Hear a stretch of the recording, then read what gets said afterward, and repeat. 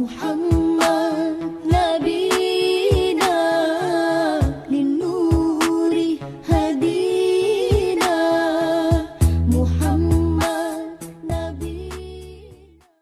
السلام عليكم ورحمة الله وبركاته.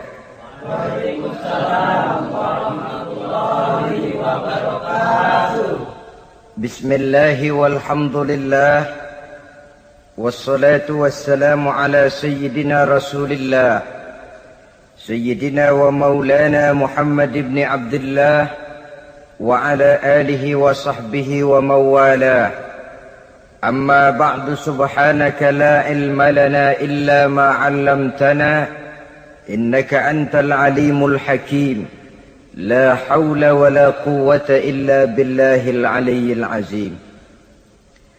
Saudara-saudara kaum muslimin rahimakumullah. Kalimat sibuk adalah kalimat yang paling sering digunakan orang dalam kehidupan ini.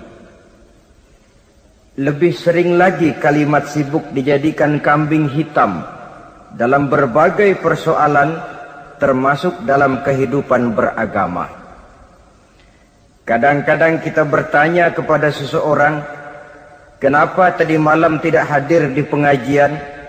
Jawabannya, sibuk. Kenapa Jumatan tidak kelihatan di masjid? Jawabannya, sibuk. Kenapa dalam peringatan hari keagamaan tidak kelihatan aktif? Jawabannya, sibuk. Kalau kita berbicara soal sibuk, siapa sesungguhnya orangnya dalam hidup ini yang tidak sibuk?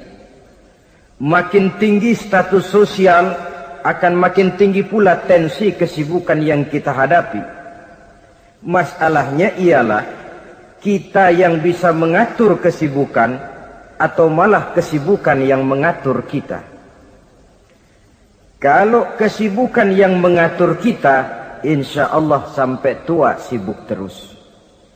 Tapi kalau kita bisa mengatur kesibukan, artinya dalam hidup ini ada semacam, bahasa kerennya, description of job. Ada semacam pengaturan waktu, ada semacam pembagian tugas di dalam kehidupan.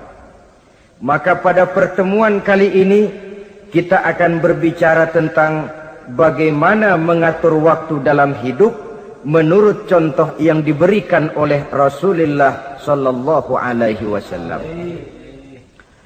Menurut riwayat dari Siti Aisyah radhiyallahu anha, adalah baginda Rasul membagi waktu dalam hidupnya itu menjadi 3 bagian. Sepertiga untuk Allah, sepertiga untuk tugas, sepertiga lagi untuk keluarga. Jadi ada waktu untuk Allah, ada waktu untuk tugas, ada waktu untuk keluarga. Bukankah dalam kehidupan ini kadang-kadang berlaku kepincangan dari tingkah seseorang? Ada orang yang seluruh waktunya cuma untuk Allah saja, tugas dilupakan, keluarga terlantar. Itu bukan orang yang terbaik. Ada orang yang waktunya habis cuma demi tugas saja. Dari pagi sampai pagi lagi, kalau tidak di belakang meja, ia rapat saja kerjanya. Allah dilupakan, sujud tidak sempat, keluarga terbengkalai. Itu juga bukan orang yang baik. Ada juga orang yang waktunya cuma untuk keluarga, kerjanya ngumpul saja. Seperti bahasa Inggris bilang, mangan ora mangan pokoknya ngumpul. Bermasyarakat tidak sempat, sujud tidak pernah, dengan kehidupan beragama jauh. Ini pun bukan orang yang terbaik. Orang yang baik ialah orang yang pandai mengatur waktu. Itu tadi cara baginda mengatur waktu dalam kehidupannya. Selanjutnya, bagaimana cara beliau mengisi waktu? Apa pengaruhnya dalam pribadi dan perjuangan beliau? Dan apa hubungannya dengan kita? Mari kita lihat lebih jauh. Sepertiga dari waktunya adalah untuk Allah. Artinya untuk beribadah kepada Allah. Bagaimana ibadahnya? Saudara-saudara, satu-satunya manusia yang dalam Al-Quran sudah mendapat jaminan ampun dari seluruh dosa yang pernah dikerjakan cuma Rasulullah orangnya. Quran yang menjanjikan, liyaghfira lakallahu ma taqaddama min dzambika wa ma ta'akhkhar. Wahai Muhammad, dosamu yang dahulu, dosamu yang sekarang, dosamu yang akan datang kalau memang ada, seluruhnya sudah mendapat jaminan ampun dari Allah Subhanahu wa ta'ala. Orang yang nyata-nyata sudah mendapat jaminan ampun dari segala dosa ini, ibadahnya luar biasa. Luar biasa bagaimana? Sejarah menceritakan beliau kalau sholat malam sampai bengkak kakinya karena rajin sujud. Aisyah menceritakan, satu malam selesai sholat isya saya akan tidur. Saya lihat suami saya sedang sholat, maka saya pun tidur. Tengah malam saya terbangun dari tidur, saya lihat suami saya masih sholat juga. Saya tidur lagi. Menjelang sepertiga malam yang akhir saya bangun, saya lihat masih sholat juga. Saya hampiri beliau. Saya tanya, setelah sholatnya usai, "Bang," kata Aisyah, "ada apa yang?" Kata baginda Rasul. Sebab beliau itu, jangan senyum kalau saya katakan yang di sini. Sebab beliau itu pandai sekali menyenangi hati istrinya. Panggilan kelihatannya sepele, tapi bisa menghidupkan keharmonisan dalam rumah tangga. Beliau apabila memanggil Siti Aisyah dengan kalimat Humaira, "Ya Humaira," wahai yang pipinya kemerah-merahan. Cantik sekali panggilannya untuk istrinya. Kita kadang-kadang terlalu jujur tapi nyakitin. Mentang-mentang bini hitam kena manggil bini hitam, sini lo. Jujur tapi nyakiti itu. Hadirin yang saya muliakan, baginda menjawab, "Ada apa ya? Abang ini kan dosanya sudah mendapat jaminan ampun dari Allah." "Iya, lalu gimana?" "Ya kalau ibadah jangan terlalu gitu-gitu benar, kenapa sih? Orang sudah dapat jaminan ampun itu kan mestinya tenang, aman. Ini malah seolah-olah beliau orang yang paling banyak mempunyai dosa. Tidak puas melaksanakan hanya sholat yang wajib ditambah dengan yang sunnah-sunnah. Tidak usah gitu-gitu bener lah bang, sudah dapat jaminan ampun ini." Terhadap usul istrinya ini, apa jawab beliau? Sederhana, tapi melambangkan sikap jiwa yang luhur. Beliau menjawab, "Aisyah, afala uhibbu an akuna abdan syakura." Yang apa saya tidak senang kalau saya ini oleh Allah mendapat gelar abdan syakura, hamba yang pandai bersyukur, hamba yang tahu berterima kasih. Makin diampuni, makin banyak sujud saya. Makin diampuni, makin banyak ibadah saya kepada Allah. Inilah prinsipnya. Saudara-saudara, oleh karena ibadahnya demikian rupa, Allah lalu dekat. Oleh karena Allah dekat, perjuangan beliau itu, walaupun Quraisy melakukan segala macam cara dan usaha, mengeluarkan segala daya dan dana, kemampuan dan kekuasaan, tidak pernah berhasil mematahkan, walaupun berhasil menekan perjuangan baginda Rasulullah sallallahu alaihi wasallam. Coba kalau kita buka sejarah, beliau itu kan mulai berjuang sendiri, yang dihadapi masyarakat yang keras, kasar, brutal. 14 abad yang lalu, semenanjung Arabia terkenal sebagai masyarakat yang jahiliyah, di mana maksiat dan munkarat merajalela. Sembahan adalah berhala, Anak perempuan lahir dibunuh hidup-hidup.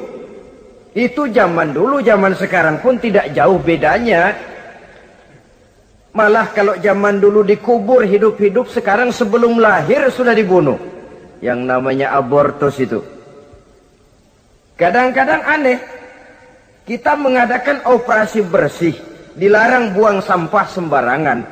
Kalau sudah buang sampah saja tidak boleh sembarangan. Tahu-tahu zaman sekarang ini bayi dibuang di tempat sampah. Bukan lagi kertas, bukan lagi kardus. Bayi dibuang di comberan. Kan lebih sadis sebenarnya dari jahiliyah 14 abad yang lalu. Judi di zaman dulu 14 abad yang lalu merajalela. Menyentuh segala lapisan masyarakat. Di zaman sekarang pun judi tidak kurang hebatnya. Cuma tentu dengan bahasa yang lain. Apalagi di zaman sekarang orang pandai menghaluskan bahasa. Mensamarkan istilah. Judi disebut sumbangan. Umpamanya, sehingga orang lalu tidak terasa bermain judi, terasanya ikut nyumbang. Itu sekedar istilah yang merangsang orang sebenarnya. Masyarakat yang semacam ini yang dihadapi oleh baginda Rasul. Diangkat jadi Rasul umur 40 tahun lalu mulai berjuang. Mula-mula secara sembunyi dakwahnya itu. Dari pintu ke pintu, dari rumah ke rumah, dari orang ke orang. Hasilnya 3 tahun gerilya berdakwah. Dapat pengikut tidak lebih 11 orang. Sudah tidak digaji, tidak dapat beras, hidup pun miskin. 3 tahun dakwah, dapat pengikut 11 orang. Ustadz mana zaman sekarang yang masih mau ngajar? Kalau 3 tahun buka pengajian, yang ngaji cuma 11, bubar. Kiai mana yang masih mau buka pondok? Kalau 3 tahun buka pesantren, santrinya cuma 11. Pemimpin mana yang masih mau kampanye? Kalau 3 tahun kampanye dapat pemilih cuma 11. Bangkrut. Tapi tidak dengan Rasul. 3 tahun berlalu, turun perintah fasda bima tu'mar. Tidak usah berdakwah secara sembunyi Muhammad, sampaikan saja Islam secara terbuka. Mulailah beliau berdakwah secara terbuka, terang-terangan. Mula-mula Quraisy dikumpulkan dekat Ka'bah. Kumpullah Abu Jahal, Abu Lahab, Abu Sufyan dan gembong-gembong Quraisy. Di sana buat pertama kali secara terbuka baginda Rasul pidato. Tuan-tuan Quraisy, apakah tuan-tuan percaya kepada saya? Percaya. Kenapa? Karena Anda Muhammad sejak kecil belum pernah bohong. Baik. Jikalau memang tuan-tuan percaya kepada saya, maka mulai hari ini saya serukan kepada tuan-tuan, ankizu anfusakum minan nar. Jaga, pelihara, lindungi dan selamatkan diri tuan dari neraka. Tinggalkan segala macam berhala, jauhi Latta, Uzza, Manat dan Hubal. Sembah Allah Tuhan yang Esa, yang lam yalid walam yulad, yang tidak beranak dan tidak diperanakan. Ini dakwah pertama yang beliau sampaikan. Selesai beliau pidato, Abu Lahab interupsi, angkat tangan. Muhammad, ada apa paman? Alihaza jama'tana, cuma untuk dengar ocehan kayak begini kami dikumpulkan di sini. Tabban laka ya Muhammad. Kalau bahasa kasarnya mau mampus kamu Muhammad. Nabi tidak jawab. Allah yang jawab. Tabbat yada abi lahabi wa tab. Ma aghna anhu maluhu wa ma kasab. Bukan Muhammad yang celaka. Abu Lahab lah yang kelak akan menemui kecelakaan. Dakwah terus berlangsung. Ketika dakwah secara terbuka sudah dimulai, hambatan dan tantangan mulai datang. Sejak dari teror mental sampai kepada teror fisik. Dan puncaknya terjadi pada saat beliau berumur 53 tahun. Di mana Quraisy mengadakan rapat di satu rumah yang disebut Darul Arqam. Kumpullah di situ dedengkot Quraisy. Siapa lagi kalau bukan Abu Jahal, Abu Lahab? Mereka rapat pleno lengkap. Setelah rapat dibuka, kata Abu Lahab kepada Abu Jahal, "Jahal, bagaimana ini Muhammad?" "Iya, bagaimana?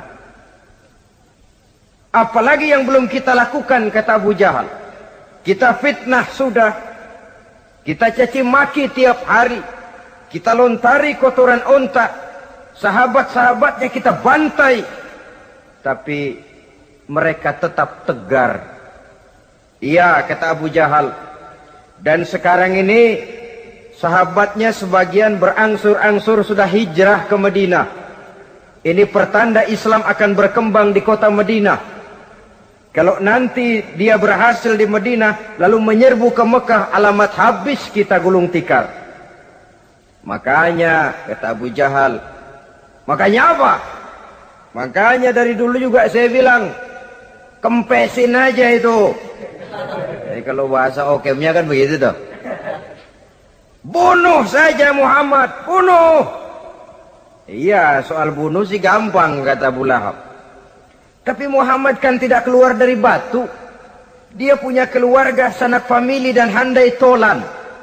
Kalau keluarganya menuntut balas, bagaimana ini?" "Gampang. Kita kan banyak punya suku. Tiap-tiap suku kan punya juara, tukang-tukang pukul.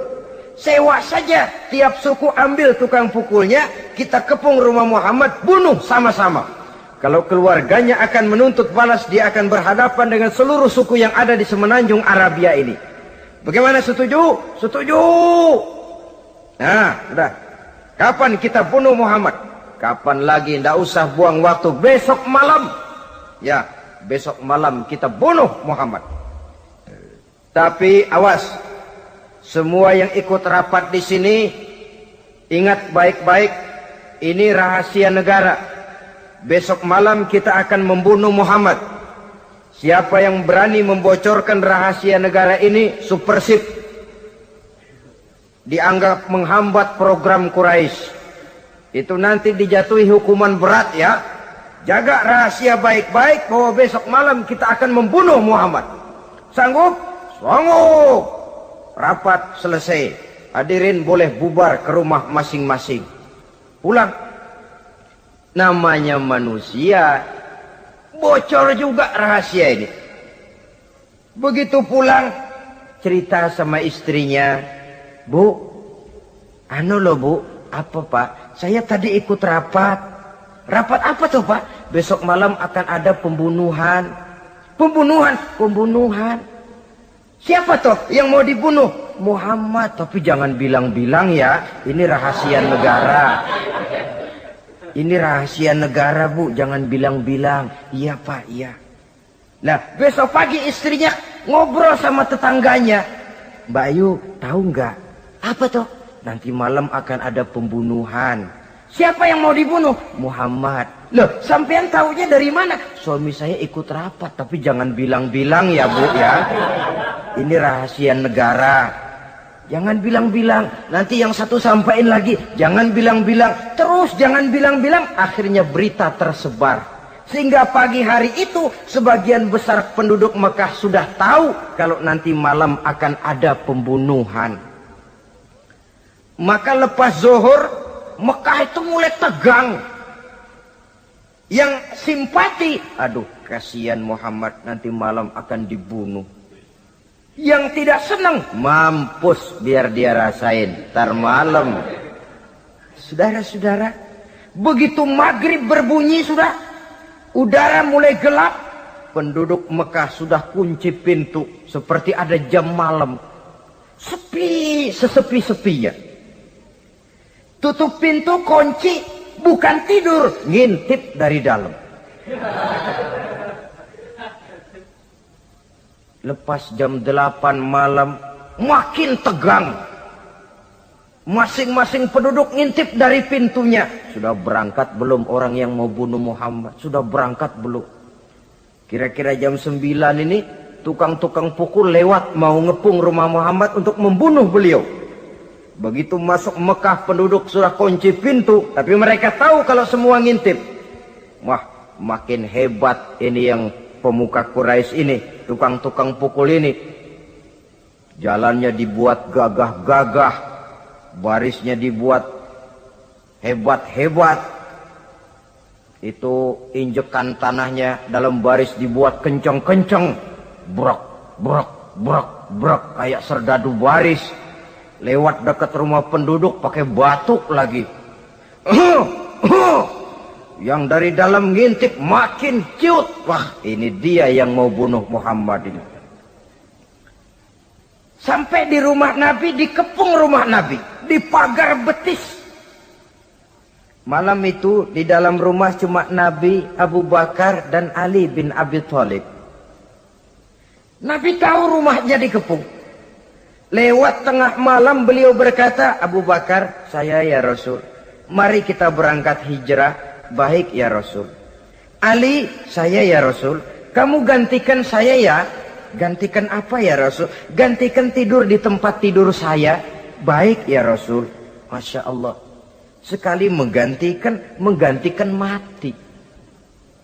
Tidur di tempat tidur Rasul pada malam rumahnya dikepung, resikonya kan mati.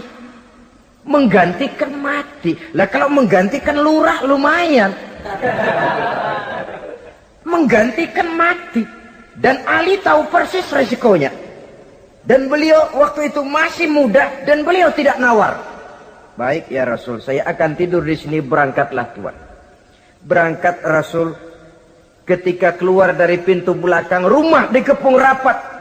Terjadilah keajaiban yang Allah ceritakan, wa ja'alna min baini aydihim sadda wa min khalfihim sadda fa aghshaynahum fahum la yubsirun.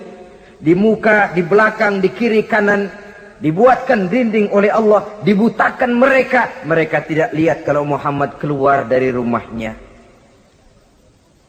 Siaga penuh, apel, mata melotot, Nabi lewat nggak kelihatan. Sampai Nabi kemudian menuju Gua Thur, 3 malam 2 hari di sana. Dari sana perjalanan dilanjutkan ke Madinah Al-Munawwarah. Allahu Akbar. Mengarungi gurun pasir yang gersang dan tandus, yang terbentang antara Mekah dan Madinah. Meninggalkan kampung halaman tempat di mana dilahirkan dan dibesarkan. Keluarga yang berbeda akidah terpaksa berpisah. Kok kuat? Kok bisa? Kok sanggup? Di mana rahasia kekuatannya? Beliau punya sandaran vertikal. Ibadahnya kepada Allah. Dengan bahasa kita sekarang, beliau punya backing. Backingnya tidak kepalang tanggung, yang serba maha. Maka saya mengajak kepada seluruh kaum muslimin, di zaman sekarang kan orang lagi main backing-backingan. Ya. Nah, siapa yang punya backing punya jalu. Saya cuma mengajak, kalau mau cari backing jangan kepalang tanggung. Carilah backing yang serba maha. Maha gagah, maha tahu, maha adil, maha bijaksana, maha segala-galanya. Dan dialah Allah Subhanahu wa ta'ala. Saudara punya backing kolonel, tanggung. Nanti dia pensiun habis. Yang kolonel saja tanggung, apalagi yang kopral.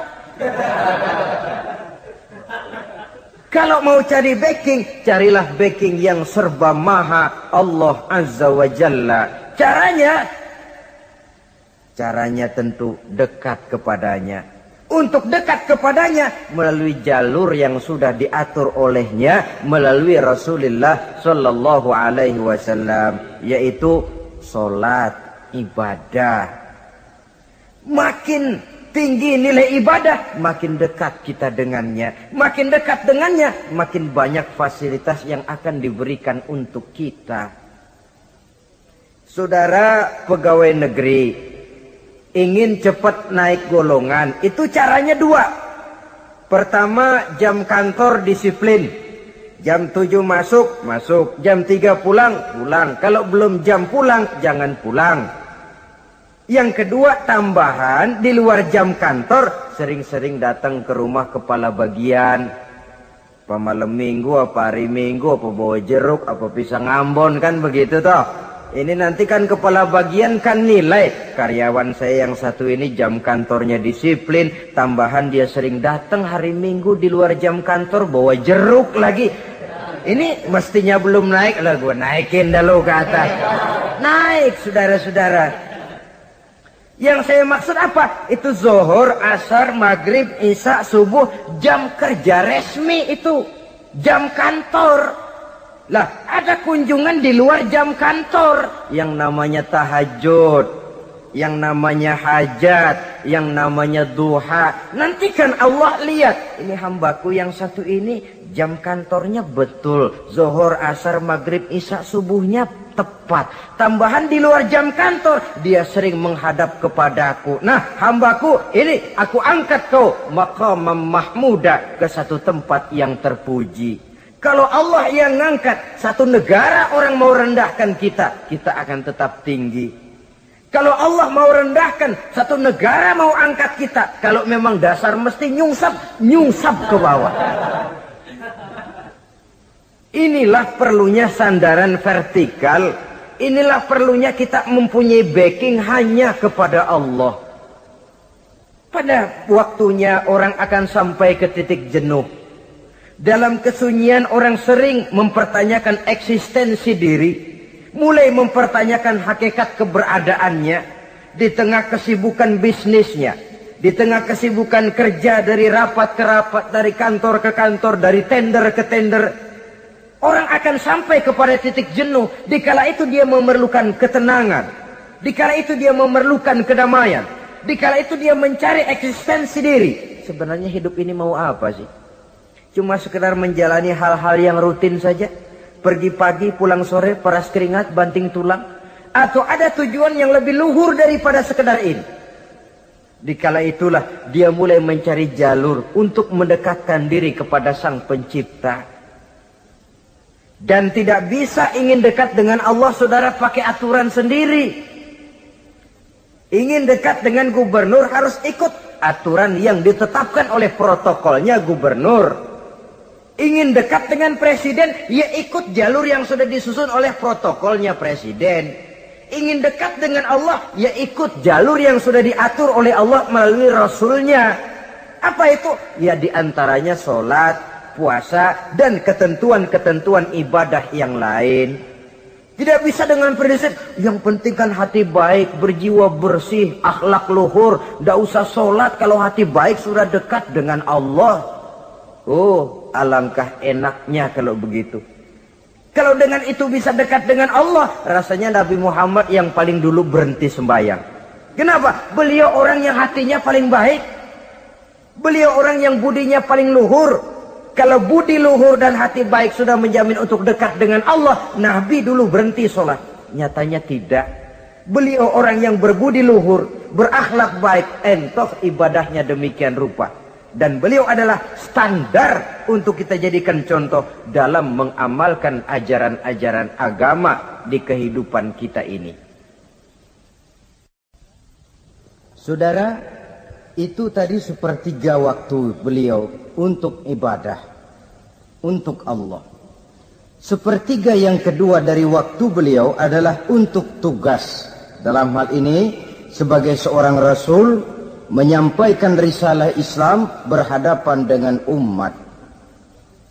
Yang jadi soal ialah, apa modal utama beliau di dalam melaksanakan tugas? Dan ini nanti sebagai cerminan buat kita. Modal utamanya pertama adalah keteladanan, dan yang kedua adalah akhlak. Sekarang ini kita hampir nyaris mengalami berbagai macam krisis. Yang paling santer kita dengar adalah krisis wibawa. Ada pak guru dicegat muridnya di jalanan, dipukulin karena nggak naik kelas katanya. Nampaknya guru tidak lagi berwibawa. Di satu pihak mungkin karena si guru tidak bisa digugu dan ditiru. Di lain pihak juga murid tidak lagi mengenal arti rasa hormat kepada Pak Guru. Nah, kenapa krisis wibawa timbul? Karena tidak ada keteladanan. Adapun Rasul, wibawa beliau timbul di tengah umat karena keteladanan ini. Apapun yang beliau ajarkan kepada umat, beliau adalah pelaksana pertama. Dengan kata lain, satunya kata dan perbuatan. Ini yang sangat diperlukan di zaman kita sekarang. Bukan cuma sekedar simposium, muktamar, kongres, rapat besar dengan keputusan bertumpuk-tumpuk kertas di atas meja, tetapi tidak pernah terrealisir dalam kehidupan. Yang kita perlukan adalah satunya kata dan perbuatan. Bahwa kalau itu yang diucapkan, itu yang diterapkan. Kalau itu yang diteorikan, itu yang dikerjakan. Keteladanan. Yang kedua, rahasia sukses beliau dalam melaksanakan tugas berhadapan dengan umat, akhlak. Beliau tidak menyampaikan Islam ini dengan kekerasan, tidak juga dengan bujuk rayu harta, tidak pula dengan menakut-nakuti orang. Belum pernah kita baca dalam sejarah beliau teriak-teriak, awas yang tidak masuk Islam dipecat jadi orang Arab. Tidak. Atau dengan bujuk rayu, ayo siapa masuk Islam supermi 2 bungkus. Tidak. Sebab kebenaran tidak bisa dipupuk dengan materi. Kebenaran adalah soal keyakinan, dan keyakinan adalah soal batin. Orang yang beragama karena tertarik kepada supermi, orang yang beragama karena tertarik kepada pakaian, kepada obat-obatan, nilai imannya dipupuk dengan materi. Dan usaha seperti itu sama saja dengan menegakkan benang basah. Dia percaya kepada sesuatu yang dia tidak mengerti. Dia yakin kepada sesuatu yang dia tidak tahu apa bentuk yang dia yakini itu. Alangkah malang dan kasihannya orang yang beragama seperti ini. Tidak demikian dengan Rasul. Islam ini adalah satu keyakinan. Keyakinan terhadap kebenaran hanya bisa ditegakkan dalam nurani manusia yang paling mendasar. Karena itu dia tidak bisa dipaksakan. Dan itu pula sebabnya Quran punya prinsip la ikraha fid din. Tidak ada paksaan dalam beragama. Mau Islam silahkan, tidak mau Islam silahkan. Allah tidak memaksa. Tapi ayat ini jangan disalah pakai. Tidak pernah sholat, ditanya orang, kamu kan Islam kok tidak sholat? La ikraha fid din dong. Salah pakai. Yang tidak ada paksaan dalam beragama itu untuk orang di luar Islam. Kepada tuan-tuan di luar Islam, la ikraha fid din, tidak ada paksaan masuk Islam. Tapi kalau sudah masuk ke dalam Islam, maka berlaku peraturan Islam. Contohnya begini saja, tidak ada paksaan masuk ke rumah saya. Itu toh. Mau masuk silahkan, tidak mau masuk tidak ada urusan. Tapi sekali saudara masuk ke rumah saya, saudara harus ikut tata tertib yang ada di dalam rumah saya. Kira-kira beragama itu begitu. Tidak ada paksaan masuk Islam. Tapi sekali saudara masuk Islam, maka berlaku peraturan Islam untuk kehidupan saudara. Jadi la ikraha fid din ini buat orang di luar garis. Allah tidak maksa-maksa orang mau masuk Islam, mau tidak. Silahkan saja. Tapi ketika orang mendapat hidayah, masuk ke dalam Islam, peraturan Islam berlaku dalam kehidupannya. Saudara hadirin, kaum muslimin rahimakumullah. Akhlak. Mari kita lihat lebih jauh bagaimana sih akhlak beliau yang mulia itu. Allahu Akbar. Kalau orang berakhlak kepada teman, itu sih biasa. Tapi berakhlak kepada musuh, ini yang luar biasa. Ini yang agaknya Allah saja memuji beliau. Wa innaka la'ala khuluqin azim. Engkau Muhammad benar-benar berada di atas budi pekerti yang luhur dan terpuji. Kalau saya baik kepada orang yang memang baik kepada saya, logis toh, wajar, memang harusnya. Tapi berbuat baik kepada orang yang jahat terhadap saya, ini yang tidak setiap orang bisa. Nah, sebab itu saya tidak ingin menceritakan akhlak beliau kepada sahabat, namanya juga kepada sahabat. Saya akan kutip beberapa riwayat yang menceritakan bagaimana akhlak beliau kepada orang yang nyata-nyata memusuhinya. Berbagai riwayat menceritakan bagaimana beliau ketika di Taif dilontari orang dengan batu, yang melontari beliau malah mendapat doa, Allahumma hdi qaumi fa innahum la ya'lamun. Ya Allah, berikan hidayah, berikan petunjuk kepada mereka yang melontari saya dengan batu, karena mereka tidak tahu. Kalau saja mereka tahu, mereka tidak akan melontari saya dengan batu. Ya Allah, berikan hidayah kepada mereka. Padahal ketika itu malaikat Jibril menawarkan jasa, Muhammad, kalau kamu mau orang yang melontari kau dengan batu itu hancur, saat ini juga saya angkat Jabal Uhud, saya timpakan mereka biar mati semua. Mau Muhammad? Jangan Jibril, mereka tidak tahu. Kalau saja mereka tahu, mereka tidak akan melontari saya dengan batu. Lebih baik doakan mereka supaya mendapat hidayah dari Allah. Dalam kondisi kepepet, dilontari dengan batu, malaikat Jibril datang menawarkan jasa. Beliau lebih memilih mendoakan orang yang berbuat jahat itu. Ya Allah, bukan main. Umumnya kita kan kalau lagi kepepet ada yang nolongin, girang bener. Andai kata kita yang jadi nabi disambitin orang, datang malaikat Jibril nawarin, bagaimana sikat? Abisin aja dah.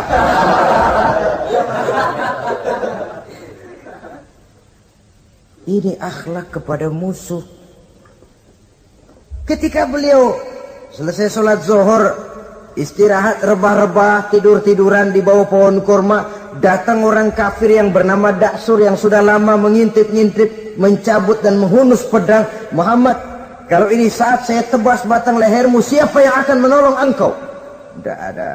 Yang akan menolong saya Daksur? Iya, Allah yang akan menolong saya. Mendengar Allah, Daksur gemetar, keringat dingin bercucuran, pedang jatuh ke bawah, diambil oleh Rasul pedangnya, dibalikan ke leher Daksur. Kalau sekarang saya yang tebas batang lehermu Daksur, siapa yang akan menolong kamu? Tidak ada ya Rasul, kecuali kalau kau mau memaafkan saya. Baik, ambillah kembali pedangmu, kau saya maafkan, dan jangan ulangi lagi perbuatan semacam ini. Lain saat beliau sedang tawaf, diikuti oleh seorang Quraisy kafir.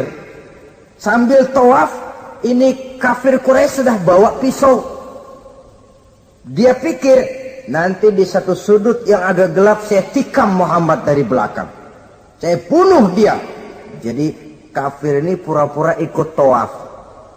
Jahatnya orang kafir itu kan begitu, tawaf ya ikut pura-pura tawaf, ada kesempatan sikat dari belakang. Putaran pertama belum ada kesempatan, putaran kedua makin tegang. Pokoknya begitu tempat agak gelap, cabut pisau, hantam saja sudah Muhammad, biar mati sekali di sini. Dan Nabi tahu, oh ini asisten pribadi malaikat Jibril ngasih tahu tuh. Jadi malaikat Jibril memberitahu, awas Muhammad, itu di belakangmu orang cuma pura-pura tawaf. Dia bawa pisau mau bunuh kamu, hati-hati Muhammad. Roger ganti gitu.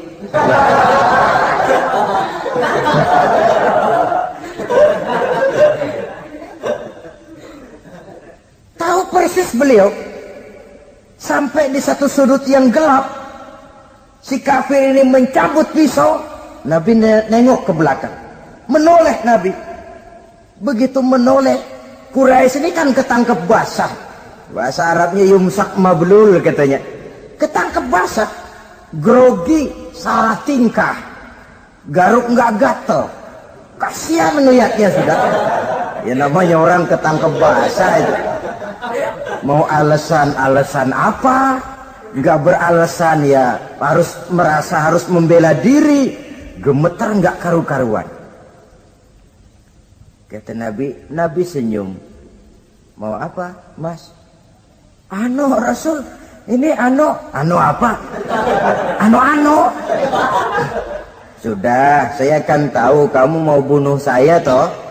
Saya sudah tahu kok. Kamu jangan pura-pura. Kamu kan mau bunuh saya kan? Terus terang saja.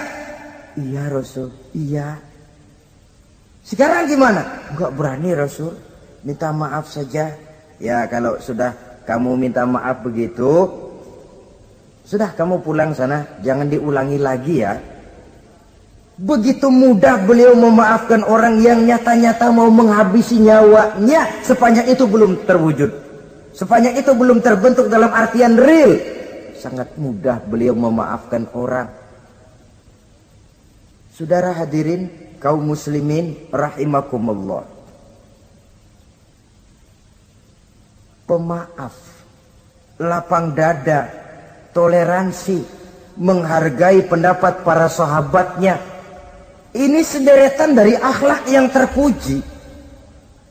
Sehingga karena keluhuran akhlak inilah yang menyebabkan orang tertarik masuk ke dalam Islam. Beliau berprinsip apa? Basiru wala tunaffiru, yasiru wala tu'asiru. Gembirakan orang, jangan ditakut-takuti. Mudahkan persoalan orang, jangan dibikin sulit. Ini kan satu prinsip yang sangat baik dalam melaksanakan dakwah, dalam menyampaikan misi. Apapun tugas kita di masyarakat, sebagai pegawai pemerintahan, pejabat negara, pedagang, pengusaha, seniman, ustadz, mubalik, kiai, ulama, dalam berbagai profesi, modal utama untuk sukses adalah akhlak. Sebab hati kita yang tahu cuma Allah. Orang lihat penampilan kita, orang lihat muka kita. Sebab itu Nabi katakan, innakum la tas'una an-nasa bi amwalikum walakin yas'uhum minhum bastul wajhi wa husnul khuluqi. Kamu tidak akan bisa menarik simpati orang banyak dengan hartamu, tapi bisa kau tarik simpati orang banyak dengan akhlak yang baik dan muka yang senyum, muka yang enak dilihat. Orang kadang sering bilang, dia mah biar mukanya begitu hatinya baik. Iya, soal hati kita nggak tahu. Yang kita lihat pertama muka. Bagaimana gue mau ikut dia, mukanya kayak batu kuburan. Kesan serem pertama itu kan sudah ada. Walaupun kadang-kadang hati memang baik, tapi hati itu kan urusan Allah. Yang kita lihat pertama muka. Ini barangkali nanti termasuk teori dalam psychology of salesman ya, bahwa sesuatu yang baik kalau dihidangkan dengan cara yang tidak baik, orang tidak akan tertarik. Lihat saja, orang sekarang ini kan entah makin lajunya dunia bisnis kita, masuk ke rumah-rumah kita cuma menawarkan air jahe, menawarkan sasa, menawarkan kecap bango, menawarkan barang-barang yang kelihatannya remeh. Ini kan termasuk psychology of salesman. Yang datang ya biasanya perempuan, wajahnya ya lumayan, paling kurang sedikit di atas 6 lah begitu. Nah, lalu tutur katanya sopan, masuk ke rumah tidak sungkan, ada rasa familiar, rasa kekeluargaan, lalu datang. Taktik untuk menawarkan barang yang jadi merek dagangannya. Nah, Islam ini agama yang baik. Kalau disampaikan dengan cara yang tidak baik, sadis, memponis, orang akan lari dan jauh. Menyinggung, bukan menyentuh. Siapapun kalau tersinggung lari, tapi kalau tersentuh dia akan mendekat. Apaan lo Islam bayang begitu? Mikir nih anakku, sembayang diomelin, mendingan kagak sembayang sekalian ketahuan. Saudara hadirin yang saya muliakan, ini yang diberikan contoh oleh baginda Nabi. Apapun tugas kita, pedagang utamakan akhlak, petani utamakan akhlak, seniman utamakan akhlak, mubalik utamakan akhlak. Pejabat negara, utamakan akhlak. Pelayan dan pengabdi masyarakat, utamakan akhlak. Saudara hadirin yang saya hormati, kaum muslimin yang berbahagia. Jadi untuk sukses di masyarakat, untuk sukses di tempat tugas, modal utama adalah akhlak. Dan ini yang dicantikan contoh dari Nabi kita Muhammad sallallahu alaihi wasallam. Sepertiga waktunya untuk tugas. Dalam menjalankan dan melaksanakan tugas sebagai seorang rasul, menyampaikan risalah Islam, berhadapan dengan umat, modal utamanya adalah akhlak. Demikian juga kita di masyarakat.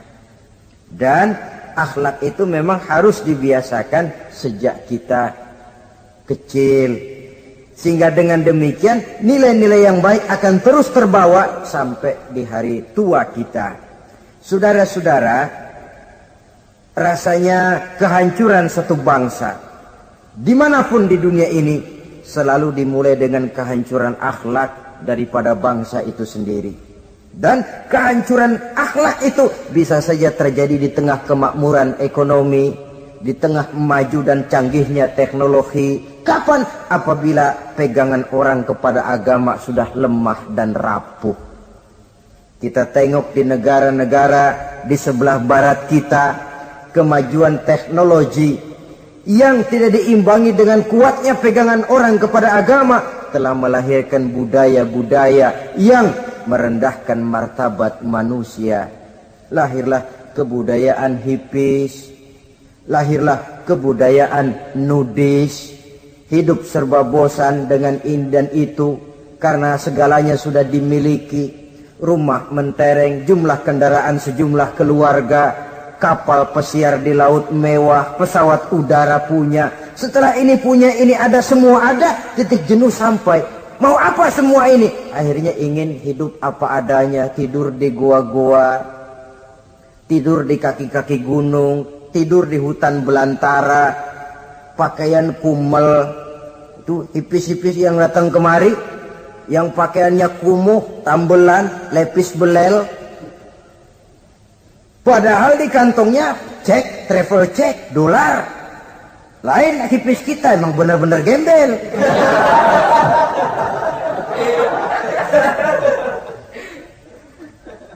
Merasa jenuh, merasa bosan. Bahkan sebuah berita dari Jerman, orang terlalu kaya, pulau dibeli. Di pulau itu dia bikin satu klub yang bernama klub nudis. Setiap anggotanya boleh masuk ke pulau itu dengan catatan tidak boleh pakai pakaian selembar pun. Alias bugil. Telanjang bulat. Oh, sudah telanjang bulat itu. Dan di sana berlakulah apa yang disebut serba boleh. Jadi kalau di sana ke sana saudara bawa istri, masuk anggota, ya silahkan saja. Istilah tukar pakai, simpan pinjam, bisa-bisa saja. Asal suka sama suka. Asal perbuatannya dianggap tidak merugikan orang lain, suka sama suka, sudah tidak bisa dituntut oleh norma yang berlaku. Ya. Itulah sebabnya kita sering prihatin bahwa kemajuan sering membawa pergeseran nilai. Apabila kita tidak bisa menghindarkan diri dari proses pergeseran nilai, setidaknya kan kita bisa menjaga diri jangan sampai hanyut oleh nilai-nilai yang negatif.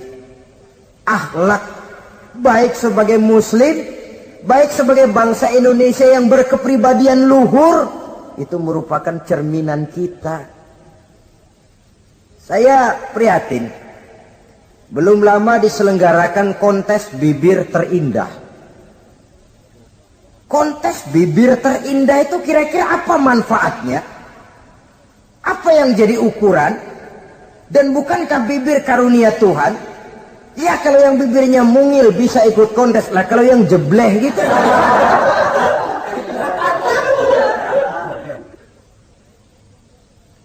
Kontes bibir terindah masih hangat dibicarakan orang. Sudah muncul lagi kontes betis terindah. Nah kalau sudah bicara soal betis ini, kan yang terbayang oleh kita kira-kira ukurannya apa? Yang diukur itu apanya ya? Ya tentu betisnya itu. Lah paling celaka kalau betis-betis yang ikut itu nanti jadi milik panitia semua kan.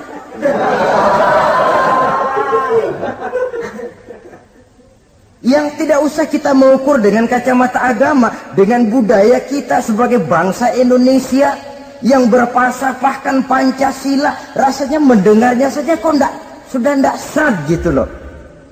Tidak pas untuk ukuran kita sebagai bangsa yang berfalsafahkan Pancasila. Saudara-saudara kaum muslimin rahimakumullah. Ini yang saya maksud tadi, proses pergeseran nilai. Andai kata kita tidak bisa menghindarkan diri dari hal yang semacam itu, setidaknya kita bisa menjaga diri jangan sampai hanyut ditelan proses pergeseran nilai. Dan memelihara nilai-nilai akhlak ini dari hari ke hari memang tidak semakin ringan, bahkan akan semakin berat, karena tantangan yang kita hadapi juga akan semakin berat. Inilah sepertiga yang kedua dari waktu beliau untuk melaksanakan tugas. Jadi modal utama dalam melaksanakan tugas akhlak. Di antara nilai akhlak itu prinsip Nabi tadi, gembirakan orang, jangan ditakut-takuti, mudahkan urusan orang, jangan dibikin sulit. Sehingga kalau yang memang mudah lalu dipersulit, itu sudah mencerminkan akhlak yang tidak diajarkan oleh Rasulullah sallallahu alaihi wasallam. Kemudian yang terakhir, sepertiga yang ketiga dari waktu beliau adalah untuk keluarga. Jadi tadi ada waktu untuk Allah, ibadah, ada waktu untuk tugas, dan yang ketiga ada waktu untuk keluarga. Bagaimana Rasul di tengah keluarganya? Anas bin Malik bercerita, saya 11 tahun membantu di rumah tangga Rasul. 11 tahun itu kan artinya 11 kali 360 hari kali 24 jam. Bukan waktu yang sebentar itu. Selama 11 tahun saya membantu di rumah tangga Rasul, kata Anas, belum pernah saya dengar kata-kata kasar, keras, membentak. 11 tahun saya membantu di rumah tangga beliau, belum pernah saya lihat ada piring terbang, ada bakyak melayang. Artinya apa? Cerminan dari ketentraman, keayeman, kedamaian rumah tangga beliau. Padahal rumah tangganya kecil. Istrinya lebih dari satu, tapi aman, tentram, rukun. Kita kadang-kadang istri satu seminggu 7 hari, perang 6 hari. Cuma 1 hari gencatan senjata. Sudah hadirin, saudara kaum muslimin rahimakumullah. Kalau beliau tidak menyenangi satu masakan, misalnya masakan istrinya, tidak mencah-mencah, cuma kelihatan dari makannya barangkali tidak begitu banyak, tapi tidak pernah mencela apapun yang dimasak istrinya. Senang ya dimakan, tidak senang ya dimakan karena menghargai lelah jerih payahnya istri. Ini kelihatannya sepele, tapi dari sini keharmonisan rumah tangga itu bisa saja timbul.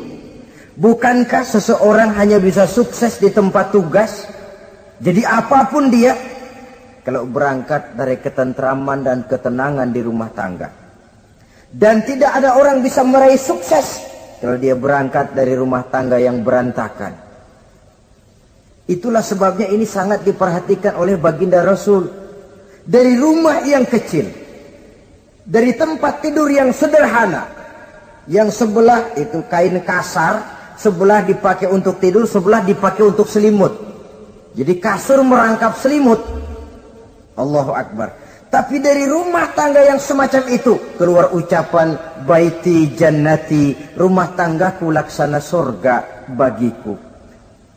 Di mana sih rahasianya? Karena rumah tangga beliau didirikan di atas ajaran agama. Agama membuat suami istri tahu hak dan tahu kewajiban. Kalau kewajiban dilaksanakan, hak diberikan, akan timbul saling pengertian. Apabila ada pengertian, akan timbul ketenangan, dan ketenangan adalah tangga utama untuk mencapai rumah tangga bahagia. Apalah artinya seperti banyak istilah orang, rumah bertingkat, uang banyak berlipat-lipat, kendaraan serba mengkilat, istri pun cantik memikat, kadang-kadang jumlahnya 4. Tapi tiap hari kiamat, tidak pernah ada ketenangan dan kedamaian di rumah itu. Saudara hadirin, lebih celaka lagi sudah rumah gubuk berantem melulu.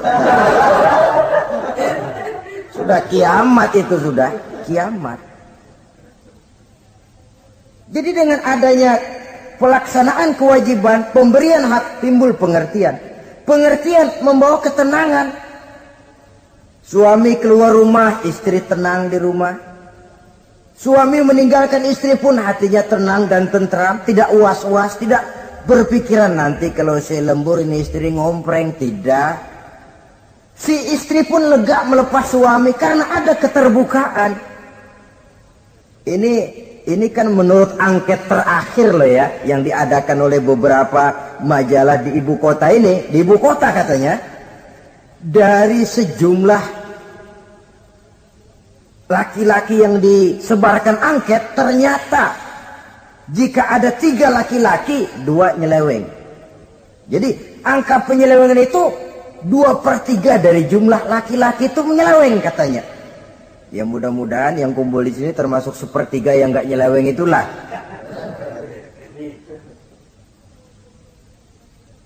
Dan tidak semua bentuk penyelewengan itu karena alasan ekonomi.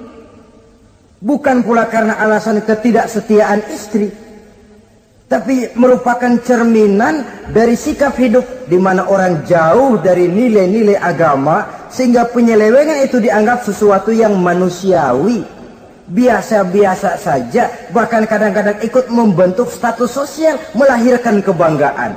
Innalillahi. Orang kalau sudah bangga nyeleweng bangga, itu kiamat sudah. Sama saja, bikin dosa, ketawa. Waduh. Itu malaikat gemes bener. Udah bikin dosa cengengesan, cengar, cengir. Udah ada rasa nyesel, udah ada rasa takut, udah ada rasa bersalah. Biasa gitu. Saudara hadirin yang saya muliakan, ini kan cerminan dari rapuhnya pegangan orang kepada agama. Jadi untuk membina rumah tangga yang bahagia ini, 1/3 dari waktu untuk di tengah keluarga, menghidupkan nilai-nilai agama di rumah tangga kita. Oleh karenanya, pada bagian akhir dari pertemuan yang singkat ini, saudara-saudara, saya mengajak, marilah pandai-pandai membagi dan mengatur waktu. Ada waktu untuk Allah, ada waktu untuk tugas, ada waktu untuk keluarga. Syukur kalau ada keseimbangan. Tapi kalau tidak, istilah usul fikih itu tatimul aham minal muhim, mendahulukan yang terpenting dari yang penting. Kalau ada 3 persoalan semuanya penting, tentu di antara 3 ini kan ada yang lebih penting, yang itulah yang dikerjakan lebih dulu. Dan ini tidak berarti bahwa penjatahan waktunya harus sama. Untuk ibadah dalam sehari semalam sekian jam, untuk tugas sekian jam, untuk keluarga sekian jam. Tidak bisa kita targetkan begitu. Dan yang dimaksud di sini pun adanya pengaturan. Pengaturan tidak berarti bahwa harus sama waktunya, tidak. Kita melihat kepentingannya. Saudara hadirin, sama saja di zaman sekarang, kalau dengan pembangunan kita ingin menciptakan pemerataan di kalangan rakyat, itu tidak berarti bahwa rakyat Indonesia ini standar ekonominya harus sama semua seperti yang dicita-citakan komunis. Tidak bisa. Menciptakan pemerataan artinya kalau yang kaya bisa semakin kaya, kenapa yang miskin tidak bisa naik jadi sedikit kaya? Dan artinya menciptakan kesempatan kepada setiap penduduk Indonesia untuk merubah tahap dan taraf kehidupannya. Demikian juga adanya pengaturan waktu. Bukan berarti untuk Allah sekian jam, keluarga sekian jam, tugas sekian jam. Sebab jam-jam ini sulit kita jatahkan. Kadang-kadang tugas, kadang-kadang keluarga, kadang-kadang ibadah kita sedang gandrung. Yang penting ada keseimbangan dalam cara kita mengatur waktu itu. Nah, saudara-saudara, demikianlah pertemuan dan pembicaraan kita kali ini. Terima kasih atas segala perhatian. Mohon maaf atas segala kekurangan. Usikum wa nafsi bitaqwallah. Wassalamualaikum warahmatullahi wabarakatuh.